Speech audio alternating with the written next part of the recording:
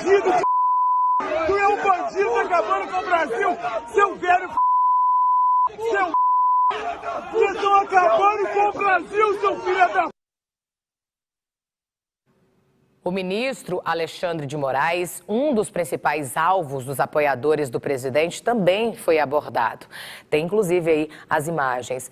Mas o vídeo que mais viralizou mostra o ministro Luiz Roberto Barroso respondendo a um brasileiro. Vamos ouvir.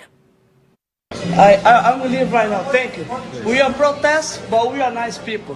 Mr. Alexandre de Moraes, come outside. Come outside. Yeah, ó, não deixa ele encostar no você. Não deixa ele encostar no você. If you touch it, you'll be in a problem. Aí, ó, gastando dinheiro brasileiro. Absurdo, gente. Só ratificando, esse é o vídeo do ministro Alexandre de Moraes respondendo a esse manifestante. Tem outro vídeo que mostra o ministro Luiz Roberto Barroso respondendo ao brasileiro. Isso porque Barroso acabou perdendo a paciência ao ser perseguido aos gritos por um homem questionando as urnas eletrônicas. E aí, olha só o que ele disse. Pra gente, o senhor vai responder às Forças Armadas? O senhor vai deixar o código-fonte ser exposto? O Brasil precisa dessa resposta, ministro. Todo respeito. Por favor, Barroso, responde pra gente. Perdeu, mané, numa mola. É sério. Não fala isso não, ministro. O Brasil depende. O Brasil depende. É bem claro, eles perdeu o mané, não a mola. A presidente do Supremo, Rosa Weber, soltou uma nota em que repudia os ataques sofridos por ministros da corte em Nova York. No texto, ela coloca que a democracia fundada no pluralismo de ideias e opiniões mostra-se absolutamente incompatível com atos de intolerância e violência, inclusive moral, contra qualquer cidadão. Débora. Obrigada, Jaqueline. Bom que serviram esses vídeos para ilustrar, né, a oratória toda trabalhada pelos nossos ministros e, claro, pelo público também. A gente teve ali situações adversas, quando o público estava um pouco mais exaltado, xingando, o lado dos ministros ficava mais tranquilo. Do outro, né, o brasileiro já estava sendo mais educado ali diante de Barroso. Barroso mandou essa de que, né, perdeu mané, não a mola. Eu queria te perguntar, Valdinéia, primeiro, quem perdeu? Quem é mané? Eu acho que essa colocação dele realmente é muito forte. Primeiro porque ele está xingando o povo brasileiro, né, chamando de mané. A gente sabe que mané não é só o apelido de Manuel, né? Mané a gente fala quando você quer dizer que aquela pessoa ali, ela é menos favorecida intelectualmente. A verdade é essa, né? E quando ele fala que perdeu, e é impressionante que a pessoa foi tão educada com ele, né? De todas as manifestações ali em Nova York, foi o único que não xingou, foi o único que falou moderadamente, e aí ele vem com uma resposta dessa.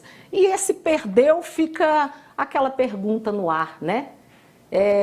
Ele está de um lado, então, porque então ele deve ter vencido, ele deve se sentir vitorioso. Que, aliás, eu acho que faz muito sentido, porque quando ele era presidente do TSE, ele foi lá no Congresso dizer, não aprova esse negócio, não vamos fazer projeto de lei de colocar o papelzinho impresso, depois que a pessoa digita, caiu o papelzinho impresso. Não, porque as urnas são auditáveis.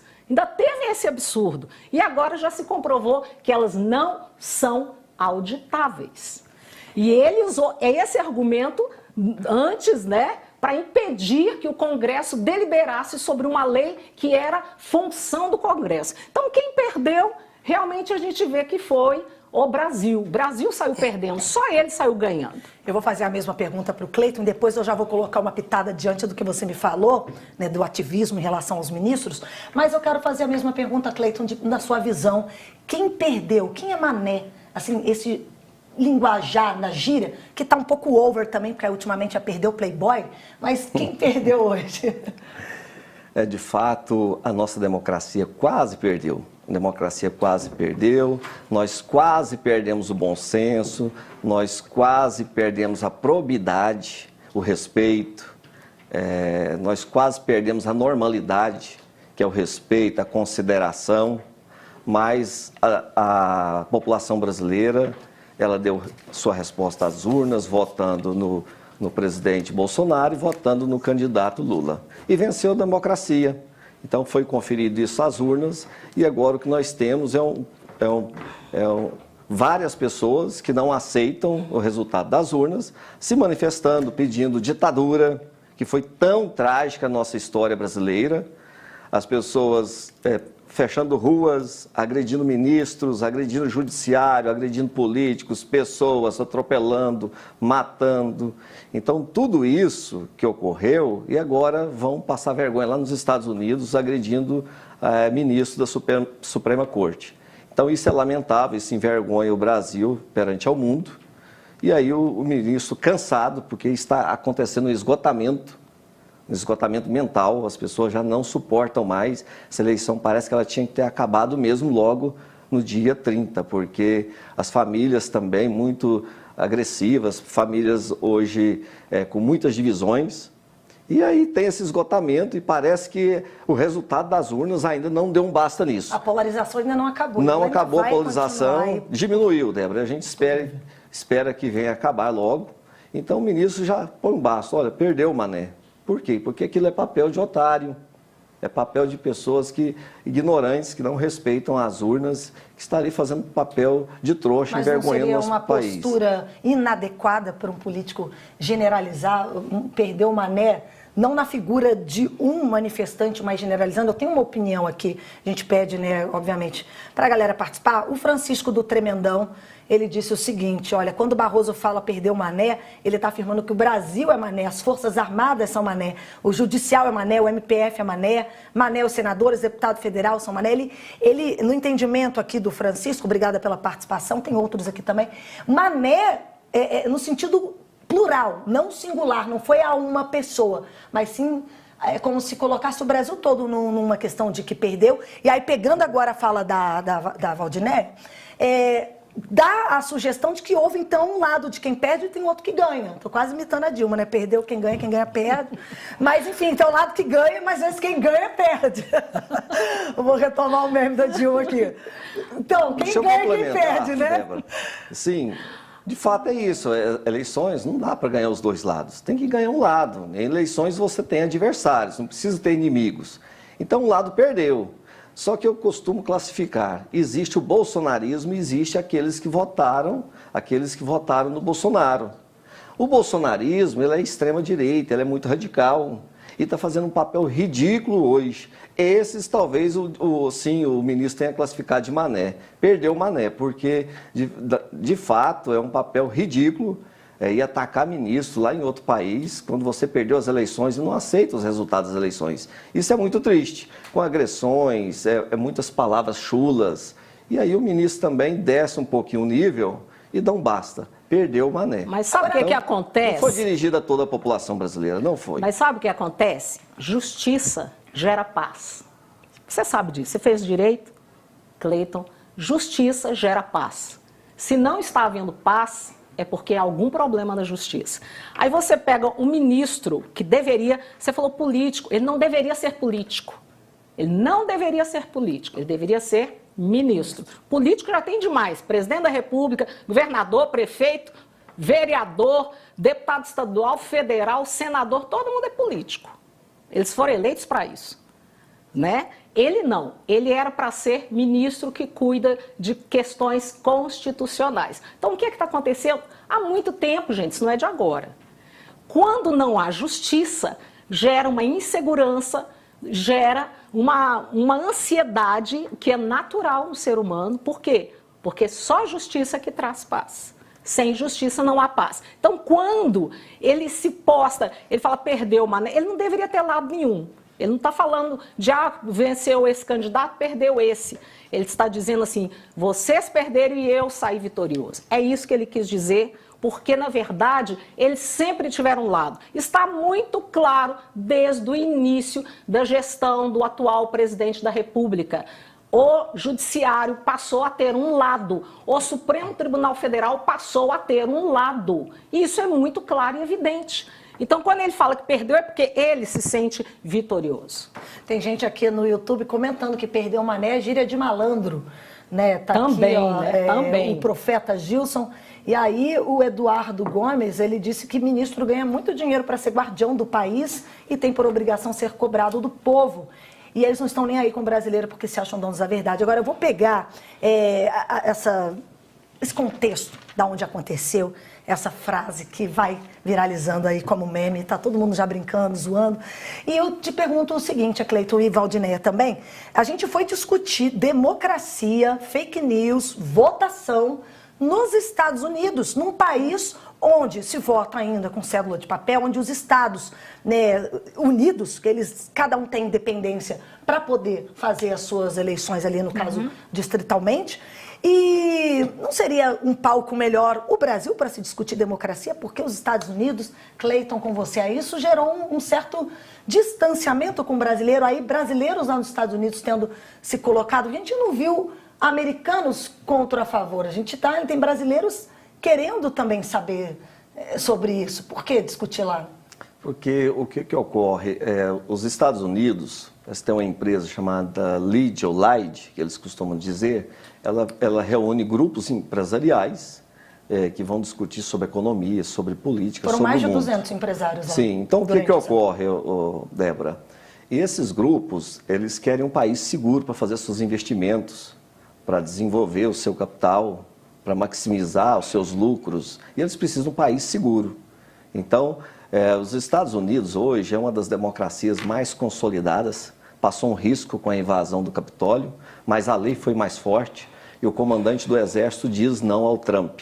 Olha, eu sou submisso à lei e não a um determinado governo. Governos passam. O governo do PT passou, o governo do Fernando Henrique passou, o governo do Bolsonaro está passando. Vem agora o novo governo do presidente Lula. Então, democracias fortes, governos passam, as urnas são respeitadas e o Brasil hoje é modelo hoje em apuração de eleições, em resultado de eleições, é muito eficaz, eficiente. Então, Estados Unidos, o Brasil hoje está sendo elogiado pelo mundo, pela sua democracia, pelas urnas. E agora os ministros estão lá falando sobre democracia, falando de tudo que ocorreu no Brasil, e o mundo inteiro reconhecendo a vitória do presidente Lula. Quando foi eleito, o TSE deu o veredito, dizendo está eleito agora o presidente Lula. O mundo inteiro, então, já começou a saudar o presidente eleito, que é o presidente Lula. Então, ou seja, o mundo inteiro reconhece a nossa democracia.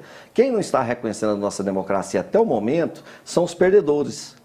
Mas eu espero que logo vai baixando a poeira, vão se acalmando. Só os extremistas, só os bolsonaristas. Não estou dizendo de todos que votaram no Bolsonaro. Muitos já estão conformados, já estão pensando daqui 2 anos para as eleições municipais, estão pensando daqui 4 anos. Mas tem um pessoal que está aí muito ainda nessa perspectiva de um terceiro turno. Não vai acontecer terceiro turno. Agora, só para você complementar, Valdinéia, eu já vou te dar até mais um gancho, que o ministro, né, durante lá o discurso dele lá em Nova York, falou exatamente em relação à questão das urnas e das fake news, e até mesmo de ter que penalizar as empresas de tecnologia por estarem promovendo a abertura para essa disseminação de fake news. Liberdade de expressão. Ou seja, a gente acaba caindo assim, a gente fala de uma democracia, por um lado, mas por outro lado está falando em cerceamento pelas empresas de comunicação ou das vamos botar aí o YouTube, techs, o Facebook, o Instagram, de elas terem o papel de filtrar, digamos assim, o que é fake news ou não. Sim, só complementando quando você falou dos Estados Unidos, só lembrando que também, diferentemente do Brasil, que um presidente é eleito pelo povo, lá não é, né? Você sabe disso. O povo é como se fosse 50% dos votos. Os outros 50% é o próprio Congresso. Ou seja, eu não sei por que falam. A única coisa que a gente pode dizer que realmente os Estados Unidos era a maior democracia do mundo era a liberdade de expressão que eles tinham até pouco tempo atrás.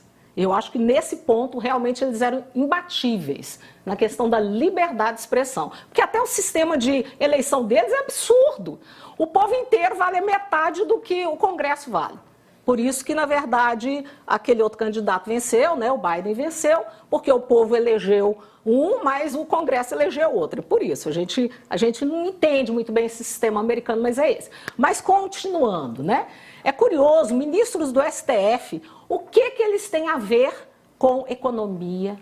O que eles têm a ver com essas questões que são típicas de executivo? Ou seja, é o que o Barroso diz, já vivemos um semi-presidencialismo e aí nós, do judiciário, é que somos o topo, nós é que vamos comandar tudo, né? Aí se justifica eles estarem lá para falar de economia. E a economia, inclusive, que o Brasil já está, começando a afundar pelas declarações de Lula, né, de que não vai respeitar teto, de que ele quer fazer assim. Ele, na verdade, ele quer fazer um governo Dilma, que acabou sendo pega, porque para maquiar o dinheiro que gastava, aconteceram as pedaladas fiscais. Mas vamos deixar isso para outro momento, vamos voltar ao que você falou sobre a questão de... a democracia versus essa limitação dos... Todo poder que não é controlado, porque quem controla o poder judiciário seria o Senado, que está todo mundo de rabo preso, tudo quietinho. O poder que não é controlado, o que é uma máxima super conhecida. O poder corrompe. E o poder absoluto, o que faz? Ele corrompe absolutamente. Então, todo poder que não é controlado, que foi o caso do STF, o que começa a acontecer? Eles começam a achar que eles são deuses. Realmente, eles começam a achar que são deuses. E no Olimpo, você faz o que você quer.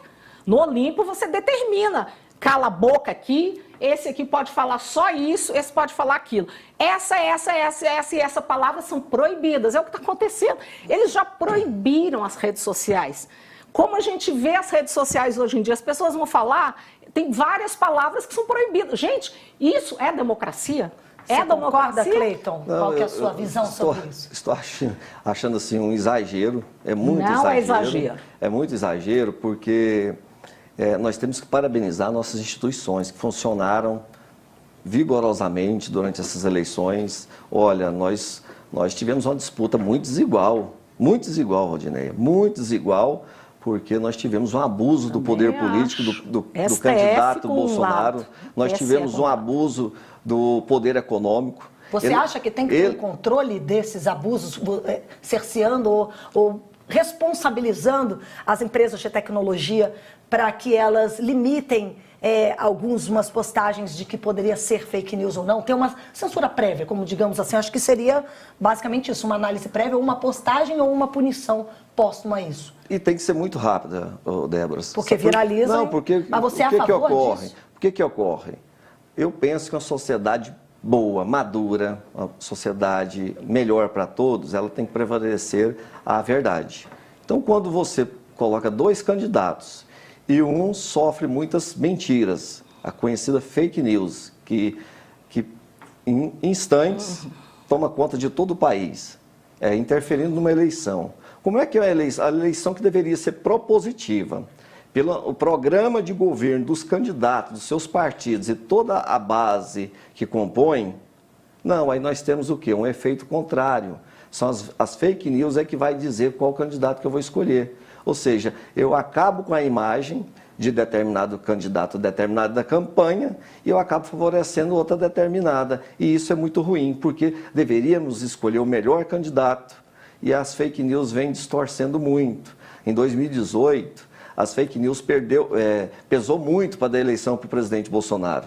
Nessa agora, a justiça agiu mais rápido, não de ofício. A justiça foi acionada pelos partidos que estavam em desvantagem por conta de mentiras que permeavam as redes sociais, e aí o TSE agiu rapidamente, exigindo do WhatsApp, do Facebook, Instagram, Twitter, que retirasse conteúdo perverso, conteúdo mentiroso, que isso é danoso à democracia. Então eu penso que isso é danoso. O que é danoso, vamos tirar, vamos fazer uma campanha propositiva. O Bolsonaro governou bem para 58 milhões de pessoas, apresentou seu projeto. Só que teve um projeto anterior e um projeto futuro que ele foi mais audacioso, foi querido pelo povo brasileiro e recebeu mais de 60 milhões de votos. Então é esse projeto hoje que vai governar o país, porque as fake news foram derrotadas, a mentira foi derrotada e nós temos que elogiar nossas instituições.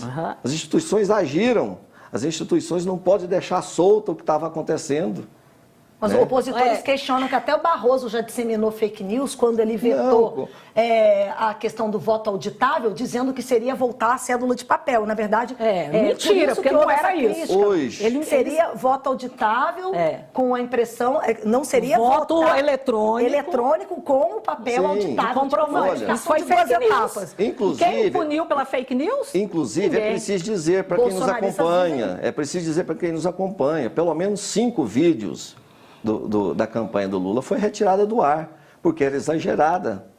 Então, de todos os lados. Então, eu tenho a parabenizar as instituições, sobretudo o STF, o TSE, que trabalharam, agiram a tempo de não deixar a mentira sobrepor a uma eleição propositiva. Também já tinha colocado no ar, né?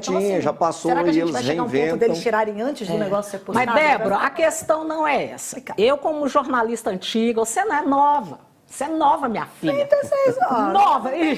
Dada minha filha caçula, meu bem. Eu, como jornalista antiga, eu, como uma conservadora, sabe o que eu digo para essa besteira de fake news? Fake news, quem vai dizer se é não fake news ou é fake news é a própria pessoa que vai ter acesso a esse aparelhinho aqui, ou notícias que a gente vê direto na grande mídia, que muitas vezes elas têm aquela, sabe, aquela capinha de que está falando a coisa e lá dentro está cheio de mentiras. As pessoas elas vão tirar. Por quê? Porque eu sou uma pessoa conservadora e os conservadores, eles são democráticos. Não democráticos no sentido dos partidos de esquerda que querem a ditadura do proletariado. Nós somos democráticos no sentido de que a liberdade de expressão está garantida na Constituição Federal e nós não admitimos que ela seja maculada por interpretações que estão sendo dadas pelos progressistas, que no fundo eles querem mesmo tolher a liberdade de expressão de todas as pessoas, jornalistas em primeiro lugar, e também todos os youtubers, todas as pessoas que hoje em dia podem usar uma rede social e falar com 200, 300, 1000 pessoas, pessoas comuns podem falar com esse número de gente. Então, a liberdade de expressão é algo que não pode ser atacado. E é o que o STF, o que o TSE tem feito diuturnamente.